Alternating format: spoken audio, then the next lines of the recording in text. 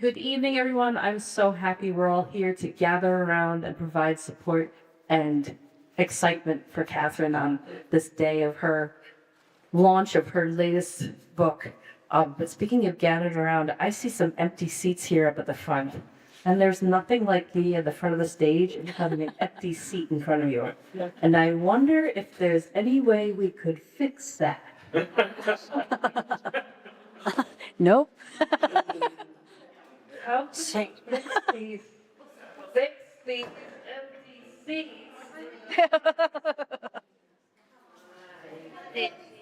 We gotta fill it up. We gotta show up for each other. So, as I said earlier, good evening, everyone, and welcome to Roco. I first met Catherine when she was looking for someone to design the book cover for the work that she's unveiling tonight. And it didn't take long for me to see that she's someone who brings creativity, kindness, and intention to everything that she does.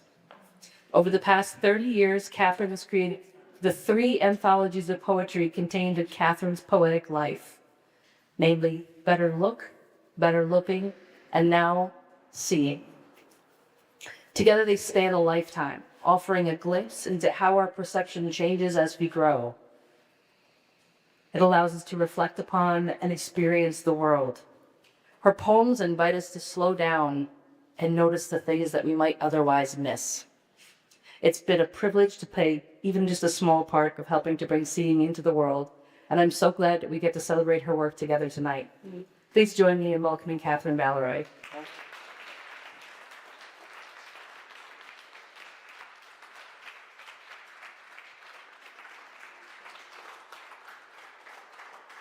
Got to put on my red glasses that are my, thing.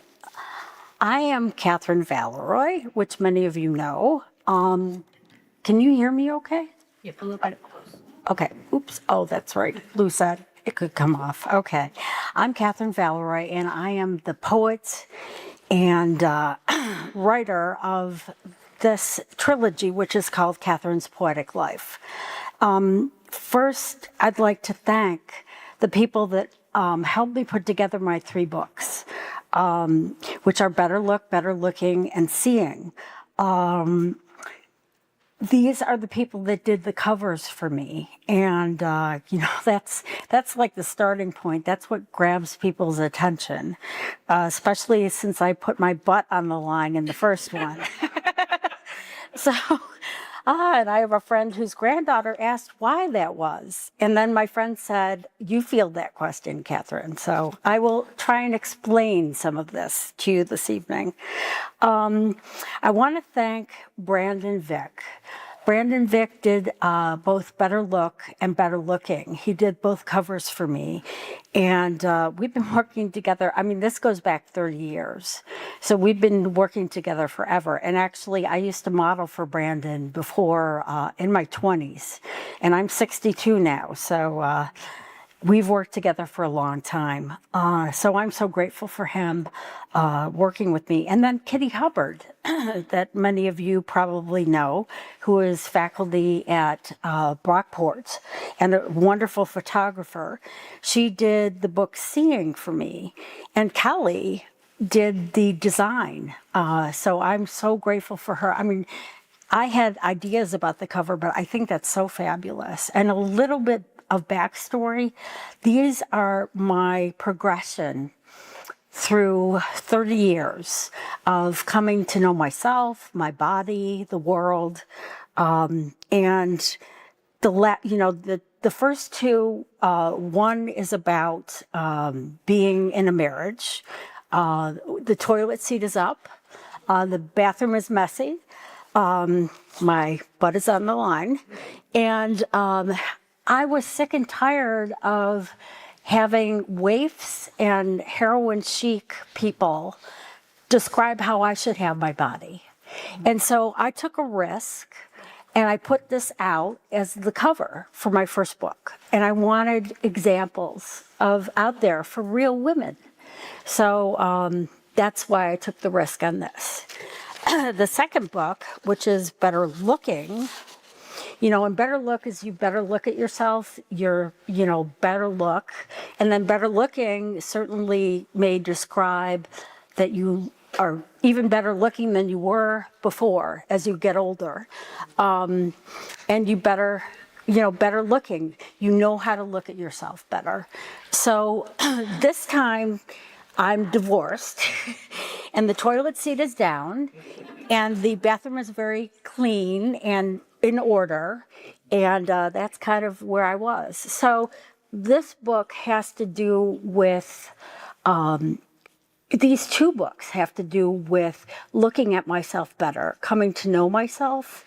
And then the final book, Seeing, has to do, which that is the cover there, that has to do with coming to see myself as I really am. So from 30 to 60, this was my process. And I want to just tell you about Catherine's Poetic life a little. First of all, to me, being poetic means being mindful towards yourself in the world. And to recognize and relate to the good, the bad, the mundane, which people know I love the mundane, because everyday life stuff is really where we live. It's the reality of our lives, the mundane and the fantastic in your life and in the world around you.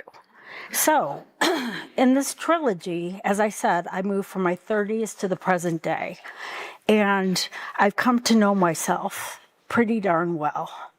And I've been fearless in this process. So, one final thing, I do have a show coming up. The album that you might have heard, which is progressing through the evening, is a spoken word album that I put together about 5 years ago. And it's from my first book, Better Looking, or Better Look. And I worked with a tremendous composer from Eastman. So he did all the music and the recording, and I did the spoken word part. So I will, we'll put that back on so that you can hear this.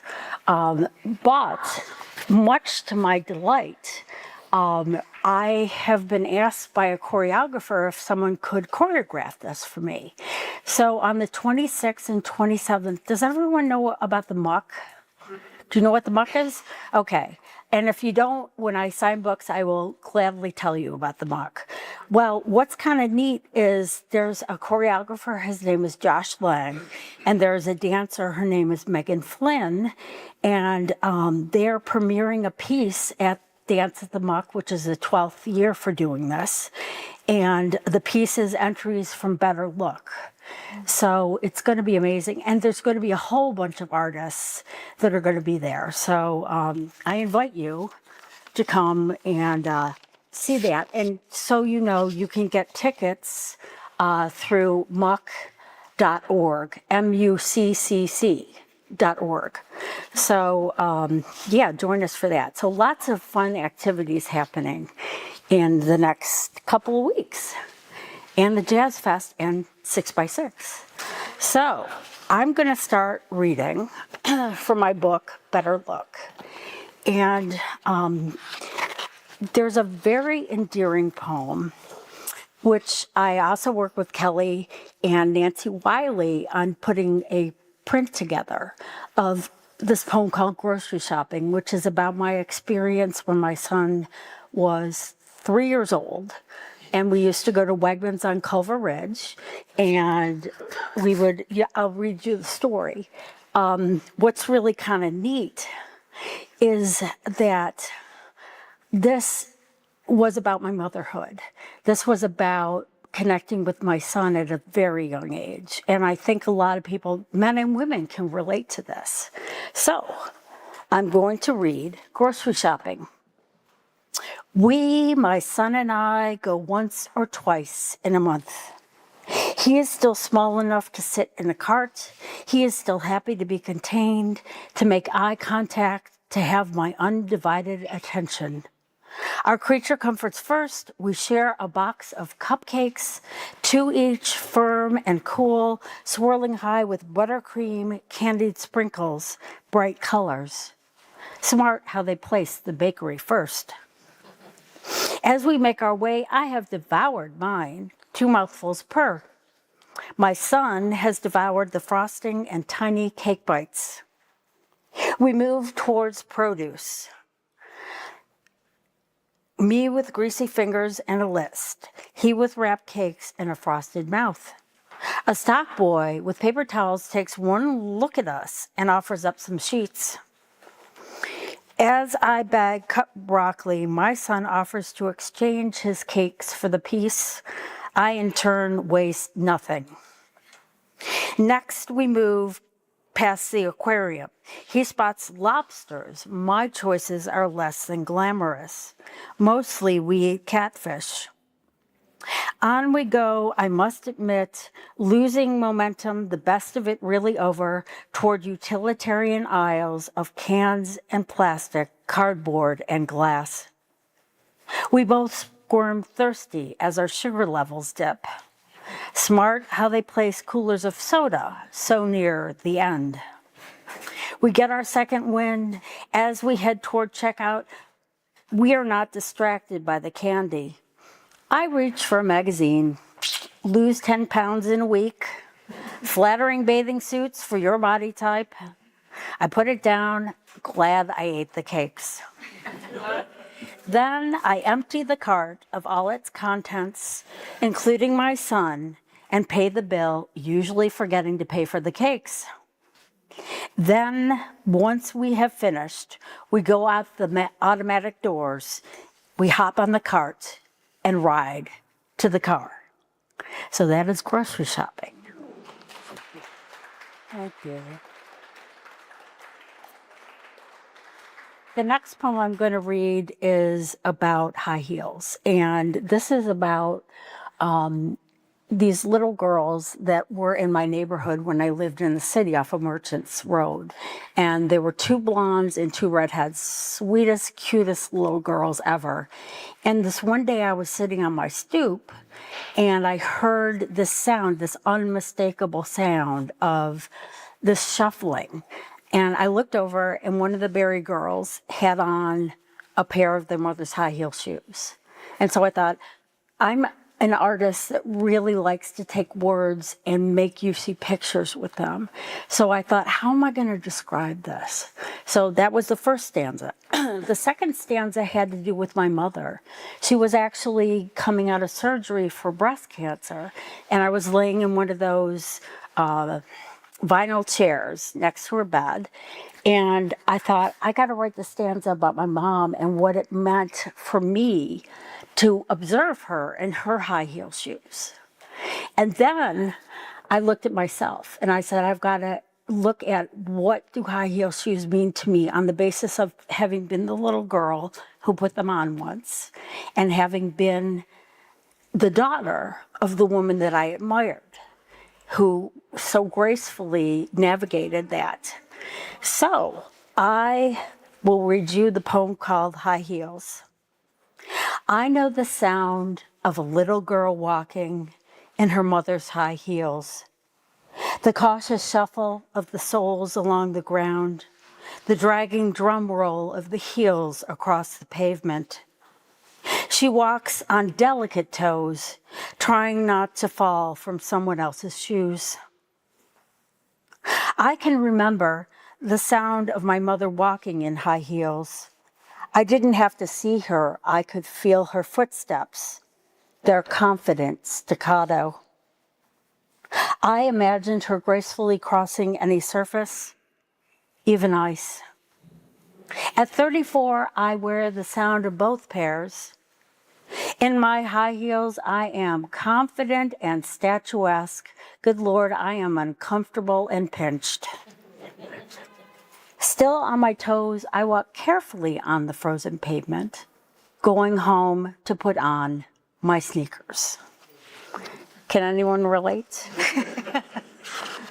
So, let's see what's next. Okay, this is a poem that is based on a situation where, as a little girl, I grew up around Irondequoit Creek, and I loved to go swimming in Irondequoit Creek.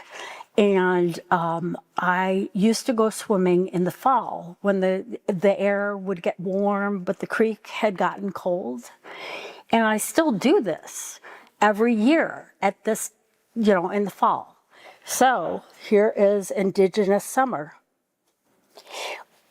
There is a time in late September when the sun and wild grass tassels absorb and mix with light, when nature's alchemy makes gold. It is then, when the air is warm and the creek flows cold, that I descend the hill toward my childhood. Into the woods I go, down a steep path covered with autumn's blanket, toward the sweet earthy smells of the old creek bed. I weave through thickets towards radiant streams of light that cut through the brush and hang on the moisture of the past night's frost.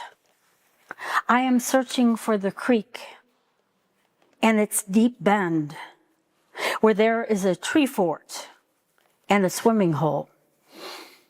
Once there, without hesitation, I peel off my clothes and slide down the bank. With feet sinking into mud and clay, my toes get the first shock of ice water. Hesitantly, I plunge. Like eating ice cream, my body lives the cold pain. Exhilarated, my body submerges, my face and hair surfacing to part the water. Yet little time passes as the cold begins to dull me. I swim to the bank and pick myself up by fistfuls of mud.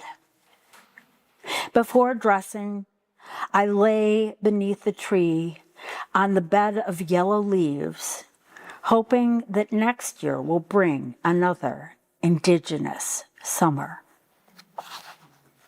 Okay. I confess being in debt, not being pregnant. You didn't say much. My feet continued to hurt. As we walked towards our cars, you said I could truly do anything I chose. You left.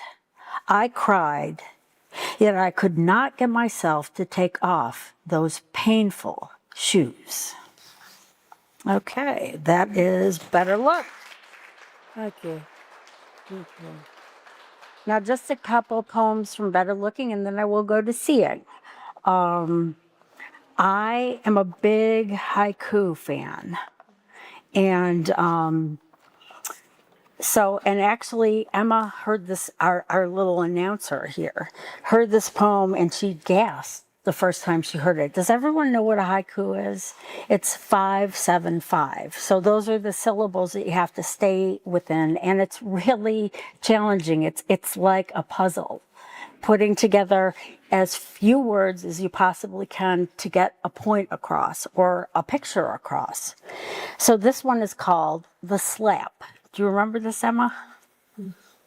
Well, I'll refresh your memory. The slap. The first slap, pink. Kinder than the black and blue ones. Either way, you cry. So I'll read that again, because haikus go by so quickly. The slap. The first slap, pink. Kinder than the black and blue ones. Either way, you cry. So there you go. That's the slap. Thank you. So the next one is romantic. And, it sort of shows the kind of, I'm divorced now and I want love in my life. And so I thought about, what does love mean? And this is a poem that I think catches what I want and maybe what some of you want. It's called Dream Catcher. Would it be that you will let me catch your dreams? For if you do, I promise I will come to know them dearly in my heart. I would let them shine, their tails streaming brightly, their dust falling upon you. Let me be as your North Star, giving back to you authenticity from your longings. Let me come to know you well enough to be your muse. Trust me, for if you do, I will appreciate that such an act is braver than love.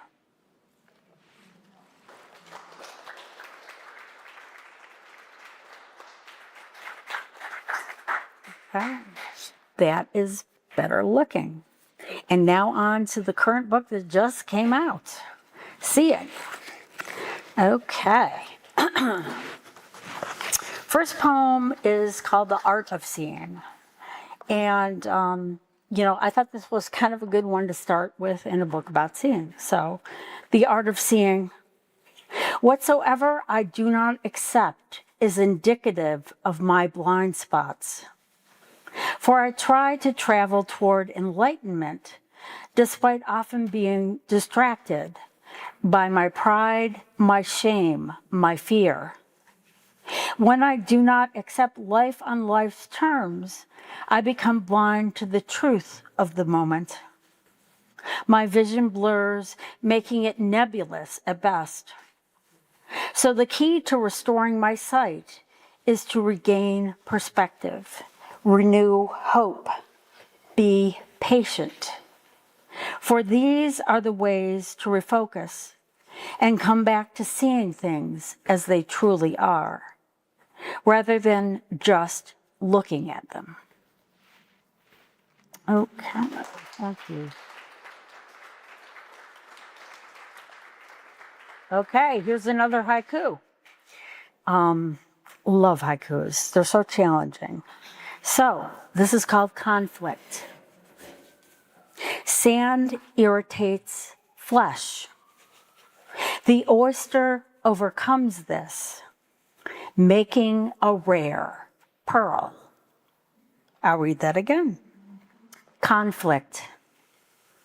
Sand irritates flesh.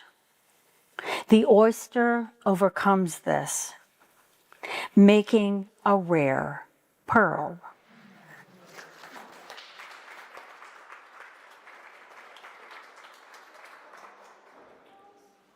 Okay, now I am going to read something that is a little bit about my political stance in life. It has to do with privilege. It doesn't take sides with Republicans or Democrats. It just kind of takes into perspective it's people with privilege versus people without privilege. So it's another haiku. Privilege. Living privilege affords one much certainty. Living without, none.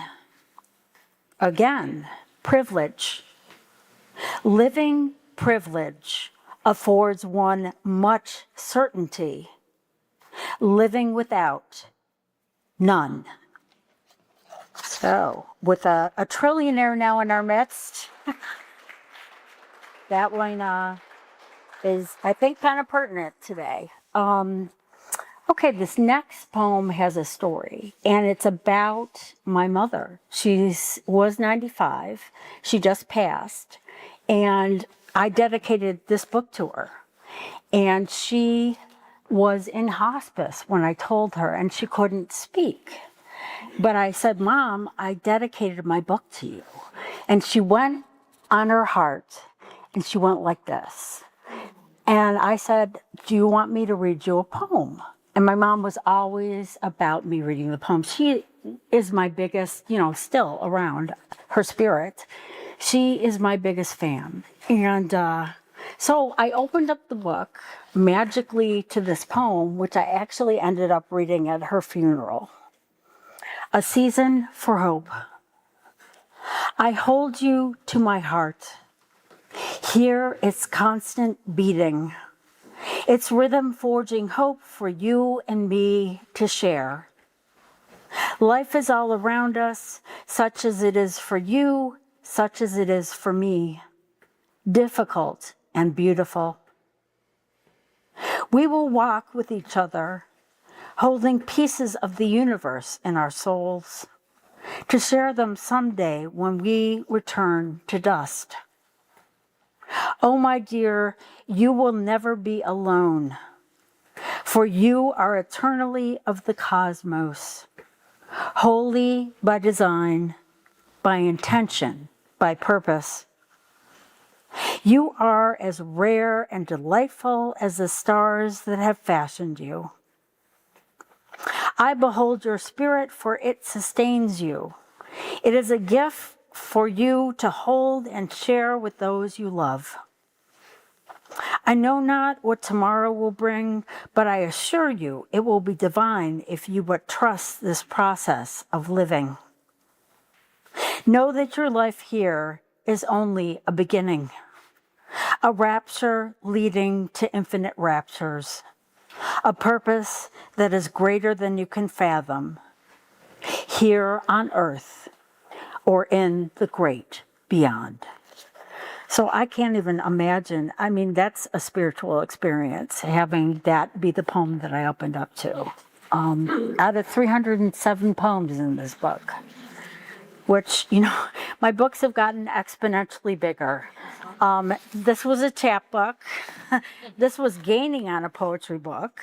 And this is definitely an anthology. So, yeah. And my mom always used to say to me, it's amazing that you did not repeat any of your poems. These are all original poems, and that's kind of crazy. So, I think we're coming to the end of our poetry, and then I will have a book signing and answer any questions that you have. I'll go over and answer questions and sign books. So, this is about expression. And it's being humble about writing.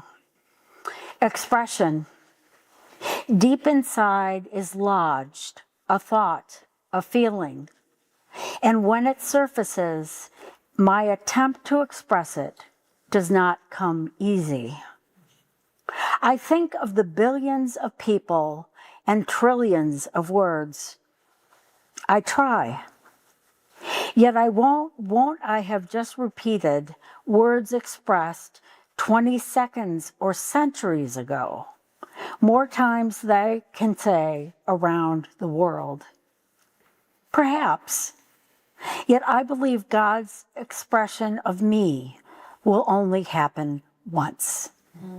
Thank you very much.